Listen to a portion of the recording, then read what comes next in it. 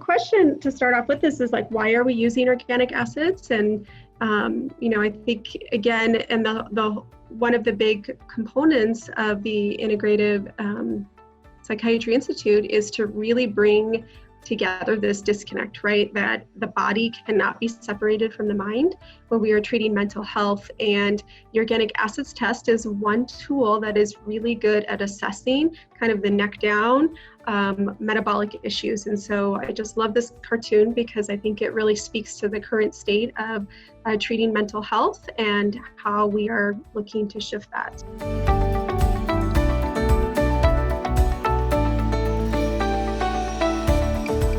So organic acids basically give you a functional assessment of multiple different metabolic areas. One being antioxidant status in the body, relative need for B vitamins or B vitamin deficiencies.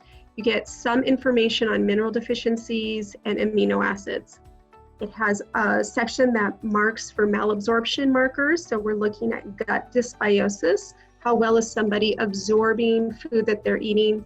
As well as, is there a component of elevated yeast or bacterial markers that might be contributing to the gut-brain axis and interrupting that in the context of mental health? So it's helpful if a person has a combination of gut symptoms and mood symptoms, that this could be a really important test to give you more clues on treatment options.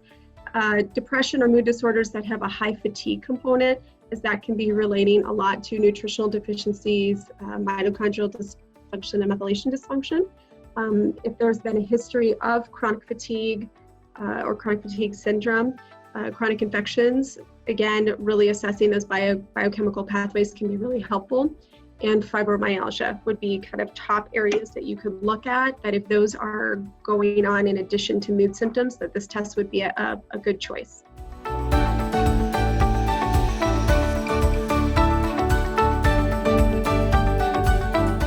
One thing with bacterial dysbiosis versus yeast dysbiosis too is that the gut symptoms do tend to present a little bit differently.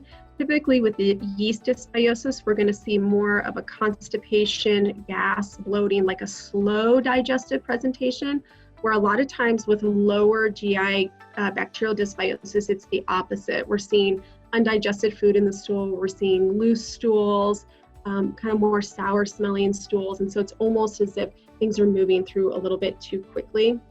And so that can also change, how you're addressing things.